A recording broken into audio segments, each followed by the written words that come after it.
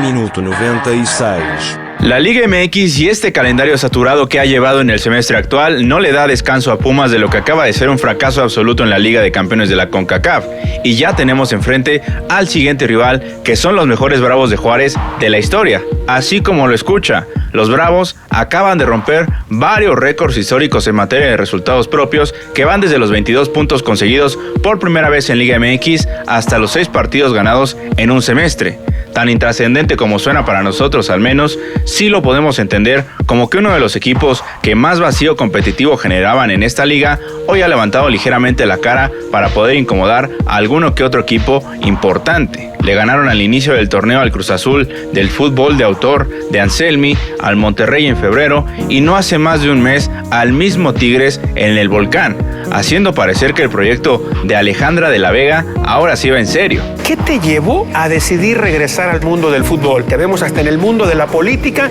y de repente regresa Alejandra de la Vega al fútbol con el proyecto de Bravos. ¿Qué te llevó? Para mí, para nosotros, nuestro grupo de socios, el impacto que tiene el fútbol profesional en una comunidad es importantísimo, es fundamental. Y a eso le estamos apostando, a construir un activo comunitario. Una mujer que ha intentado de 1000 formas poder involucrar a la ciudad de Juárez con su equipo, además de cambiar muchas veces de técnico y hasta planteles completos en el corto periodo de tiempo que lleva su club en primera, y que curiosamente la mejor actuación de ese equipo hasta la fecha la vino a encontrar con un técnico sui generis, que apenas es el segundo más joven en la historia de la Liga MX con 33 años. Empezamos a conversar y nada, me parece que es un proyecto muy lindo, donde hay gente que está muy alineada en lo que se busca, en lo que se quiere, y eso para los entrenadores es algo importante, poder tener un respaldo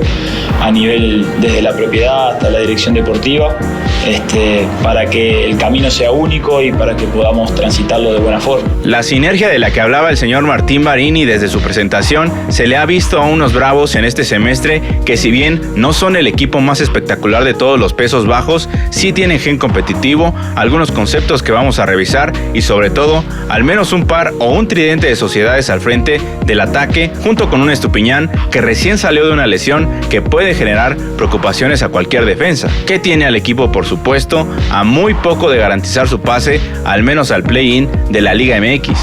Pumas estará en casa, cosa que en los últimos 10 años al menos parece ser irrelevante en momentos definitivos, pero al menos tiene la ventaja de que no tendrá horas de viaje encima y, por supuesto, si es que a algunos les queda sangre para poder continuar compitiendo en el plantel, la motivación de que hay que rescatar lo más que se pueda en este inicio duro para la era de Efraín Juárez, que ya perdió lo más importante en el plano internacional y al menos se quiere despedir de este semestre de la mejor manera. Estoy seguro, eso sí, ni Gustavo Lema, si siguiera acá, querría cerrar con ningún tipo de derrota sobre la parte final, y hoy hay posibilidades serias al menos de meterse a la siguiente fase de Liga MX o la previa, que es el play-in. No saquemos la calculadora aún, ganas y sigues teniendo todo en tus manos. Empatas o pierdes y será relevante el resultado entre Mazatlán y Chivas, que para cuando se estrene este episodio ya lo conoceremos. Pumas no puede permitirse como sea otro resultado que no sea una victoria en casa, por los ridículos, por la poca dignidad que nos queda después de lo que pasó a media semana y lo que sea que se hayan dicho en el vestidor, la obligación es el triunfo. Este tipo de momentos son para entender la importancia de armar un plantel decente cuando te vienen 2 competiciones. Pumas no fue al mercado para conseguir el reemplazo de Huerta, no le dio salida a Ergas para encontrar a alguien que sí tuviera impacto como extranjero en el club, no le dio salida a Funes Mori a pesar de que el tipo ya no sirve para nada, y acá están las consecuencias. El equipo está golpeado anímicamente por el fracaso, y quedarse fuera de un torneo donde clasifican 10 de 18, aunque suena patético para un club muy querido y popular, es algo que podrías estar evitando apenas con las garras. Pero bueno, basta de críticas, por el momento es lo que se tiene. Y ahora tenemos que hablar del siguiente rival. ¿A qué juega este ya histórico Bravos de Juárez? ¿De verdad un técnico sub-30 ha logrado ser la solución perfecta para un club que ha sufrido un montón para encontrar una fórmula ganadora? ¿O es solo el humo que generan los buenos números que acá conocemos de sobra con el proceso anterior? Pues todo eso y más a continuación, no sin antes pedirte por favor que comentes, compartas y muy importante dejes tu like y suscripción a este canal. Ya somos 10.340, ayúdame a llegar a los 11.000 en este cierre de semestre y continuamos. Los Bravos del uruguayo Martín Barini utilizan varios parados tácticos según los momentos del partido, pero el base es el que vemos en pantalla. 4-4-2 o 4-4-1-1, según lo quieran entender, donde lo más importante son las líneas muy juntas para tapar espacios al centro, presión alta por supuesto y las sociedades que se puedan manifestar por las bandas. No son un equipo demasiado complejo como otros que hemos analizado, pero sí tienen un plantel que compite al nivel de los mejores de la liga en una zona específica que es clave. Y empezamos por la defensa para explicarla. Tienen dos centrales muy fuertes que son infranqueables por el juego aéreo y tienen una carrocería importante, que tendrán un gran duelo con Memo Martínez si es que Efraín lo utiliza y se deja ya de su amiguito Funes Mori. Murillo y Mosquera son los dos jugadores a los que me refiero, que le resuelven muchas cosas a su equipo en defensa, sobre todo en la forma en que saben aguantar sin recibir tantos goles, y tomando como referencia los últimos 6 partidos de los fronterizos, que apenas recibieron 4 goles, la verdad que al menos desde esa zona sí tienen un rendimiento constante, no así en la portería con Jurado, portero predispuesto a la tragedia, que aunque puede tener tardes donde se transforma en Casillas, también se puede equivocar grotescamente, sobre todo en la salida, pues es algo que su técnico le pide y a veces cae en desatenciones graves. Ojalá se pueda aprovechar esa bipolaridad del arquero rival. El resto de la defensa está complementada por dos laterales muy parecidos, equilibrados, que ambos pueden cumplir funciones defensivas y ofensivas, Denzel García y Orquín. Ambos tienen la virtud de saber ir al frente, por ejemplo, su posición varía evidentemente en el transcurso del partido cuando su técnico busca ser más ofensivo, ya sea que uno vaya al medio campo y cierre como interior, generalmente Orquín, y que el otro, Denzel, llegue a jugar hasta como extremo. Así lo vemos en pantalla, además, con otra forma de alinear de Barini, 2-3-2-3, que puede entenderse como que deja a 5 jugadores en cancha propia y 5 jugadores en cancha rival. Esto, por supuesto, para poder mandar el pelotazo largo a los de arriba, que avanzan todos como un bloque y que después son complementados por la subida de los 3 más adelantados de la zona media. Los Bravos son un equipo que sabe jugar ofensivo si lo necesita y eso los ha llevado a ser peligrosos en su casa. Pero como enfrentan a Pumas de visitante, yo considero que este tipo de esquema no lo van a utilizar tanto y se irán a defender en bloque medio o bajo con un 4-4-2, pero nunca está de más hablarlo del 2-3-2-3 para entender que el próximo rival tiene variantes. En el centro del campo, Jairo Torres y Guilherme Castillo serán los elegidos y en realidad son futbolistas muy móviles, no son centrocampistas estáticos, se pueden recorrer del centro hacia afuera o entrar para atacar por la misma zona, aunque eso sí, los Bravos pueden sufrir un poco con esa ausencia de un recuperador nato por la zona del medio campo. Una buena combinación de toques rápidos y paredes y te puedes poner mano a mano con sus centrales o abrir la posibilidad de un disparo de media distancia. Es la zona más endeble de ellos independientemente de que tengan a un portero irregular. Como extremos tienen a 2 tipos inamovibles, excelentes jugadores por cierto, Puma Rodríguez y Matson, que las sociedades que forman con los laterales Orquín y Denzel son claves y quizás el 80% del aparato ofensivo de Bravos. Hacen pasadas, devuelven paredes y en general los centros y habilidad de ambos pueden complicar a cualquiera en la liga. No han hecho demasiado ruido, considero, porque es el primer torneo donde verdaderamente se han mantenido un plantel base para los Bravos. Pero ojo si la señora de la Vega y su gente mantienen estos nombres para el siguiente semestre, ya que podrán incluso crecer colectivamente y las sociedades en el frente del ataque son definitivas en el fútbol siempre. Su medio creativo que juega atrás del 9 fue rescatado de aquel San Luis que fue caballo negro el semestre pasado, Dieter Villalpando, uno de esos jugadores bastante técnicos y de buena visión de campo para dar pases clave, que no suelen darse tan seguido en el fútbol mexicano, pero que por otro lado muchas veces terminan eclipsándose por indisciplinas o falta de compromiso tanto con su talento como con los millares de equipos por los que suelen pasar, tema que no será relevante en un partido de 90 minutos, por lo que bastará la buena marca para tapar sus intentos de pases filtrados y cambios de juego que son claves para el esquema de su técnico, que carga su juego precisamente por un lado de la cancha para cruzar al otro lado donde siempre aparecerá un futbolista libre. Ojo con eso porque Pumas justamente utiliza esa táctica de regalarte esa banda contraria para que busques el cambio de juego. Duelo de estrategias que va a depender del desempeño de las individualidades de cada club. Pumas en defensa y Bravos en Villalpando y sus otros mediocampistas para hacer esos pases largos. Como 9 en solitario que termina siendo un delantero de presión a la salida del rival, un poste en ocasiones o punto importante de referencia para los centros ya mencionados, tenemos a la contraparte de Richie Galindo, el ingeniero del gol no en contra,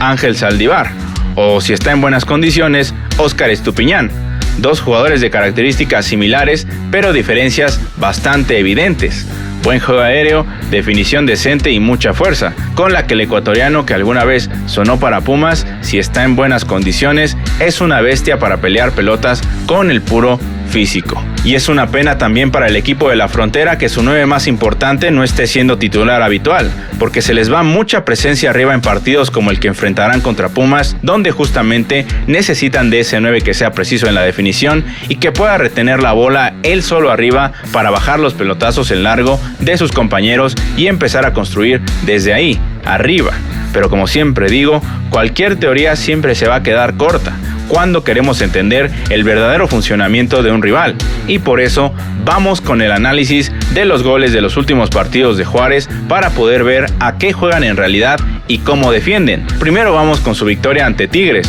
donde podemos ver el resultado de su presión alta bien trabajada, en este error de Nahuel que después Guilherme no aprovecha, aunque luego lava su actuación con este disparo que de lejos se ve como un golazo y ya en repetición como una falla grotesca más del payasístico portero argentino. Este Bravos gana mucho en la media cancha aún así con la reciente recuperación del brasileño, pues su técnica, ida y vuelta, le ayudan para aportar en el extra de la zona. En ese juego Bravos se terminó salvando del empate, por cierto, después de un error en la salida de Campillo, que comete cosas así habitualmente. Ojo a eso porque se podrá aprovechar, aunque en esta acción Jurado, contra lo que queda de Guiñac, les dio los 3 puntos en el Volcán, en lo que fue sin dudas uno de los mejores resultados para Barini en el torneo. Después nos vamos al Bravo San Luis, donde perdieron por un gol al 80, una de las cosas que suele pasarle al siguiente rival. Pueden perder ventajas o puntos por detalles en los segundos tiempos, considero yo,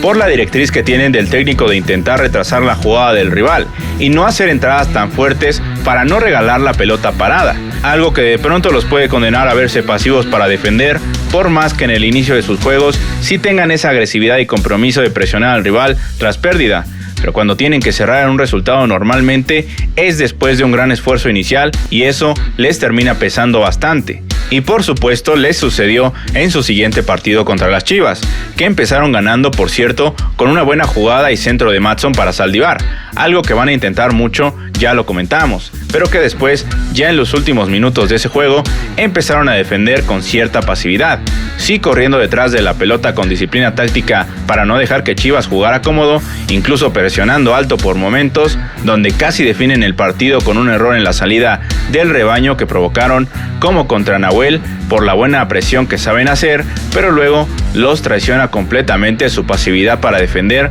cuando llegan los minutos finales. Ceder la iniciativa jamás será buena idea. Campillo se metió en esa cadencia lenta, se distrajo, perdió la bola en su cancha y de ahí se deriva el golazo del empate de Chivas, haciéndoles perder 2 puntos en casa. Después contra Puebla, en casa también, no tuvieron una competencia real, aunque sí destaco bastante el golazo de Jairo Torres porque nos demuestra el gran juego asociativo del rival siguiente en pases cortos y la importancia de su técnico para motivar a sus jugadores, pues Torres, antes de Barini, era una promesa fallida de la cantera de Atlas, pero hoy, con aún 24 años, parece volver a levantar la cara gracias al entrenador uruguayo. En el 2-0 definitivo, vemos otra vez una presión muy buena de Bravos, que luego se complementa con una definición exquisita de Guilherme, que representó finalmente la ruptura del récord de puntos en la historia del club, que después fue a empatar ante Atlas en el Jalisco. El 1-0 provino otra vez del mismo Guilherme con otro golazo,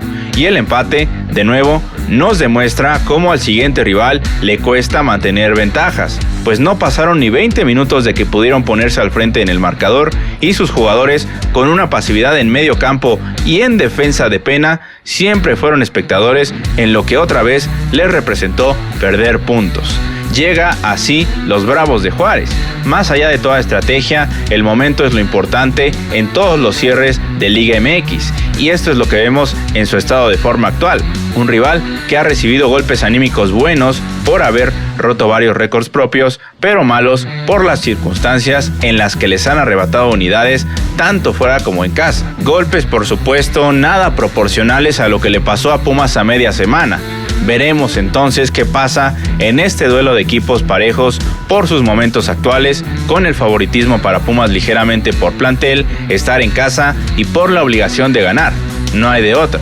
Muchas gracias por escuchar o ver el capítulo 201 de Minuto 96. Y ahora vamos con el pase de lista. Saludos a SG7 FIFA Games, Ivalés Huertes, Jesús Vivanco, Juan Pérez, Alejandro Bravo, Álvaro Leiva, Saúl Villalbazo, Leonardo López, Jonathan Torres, Diego Elohim, Oscar, Juan Carlos Hernández, Gabriel Moreno, Axel, Edgar Sagún, Omar Barrientos, Juan Cortés e hijo Alejandro, Eric Rayo, Gil Ramírez y su esposa Silvia, Uciel MX, Pedro Peter Castrejón, Gato Chávez, Jorge Rosas, Carlos Yale Parada, Pepe Rashid, Rumi Cabañas, Carlos Zamora Sotelo, Junfer, El Balazo, Rocío García, Óscar Espinosa, Alejandro Villa, Manuel Ordorica, Javier Bates, Isra Sandoval, Jantuán Rojas, Camazots, OTA, Sony T666, Mapsin ZD3, Miguel Gaxiola, Joaquín Guzmán, Ricardo García, Fer GB, David Martínez, Dave Gahan, Aarón Dorasco, Ángel Fayer, Rocco Arreola, Hugo Bat, Saúl 92100, César Martinioli, Pedro Arellanes, Manuel Aguileta, Pollo Loco, Luis Romero, Xavi Torres, Jesús Vivanco, Eduardo Reyes, Tavo Cervantes, Javier S5K, José Durán, David Judge, Lágrimas Negras de un Vampiro, Ángel López, Irving Rockets, Fer el Puma, Jacobo Mirraji,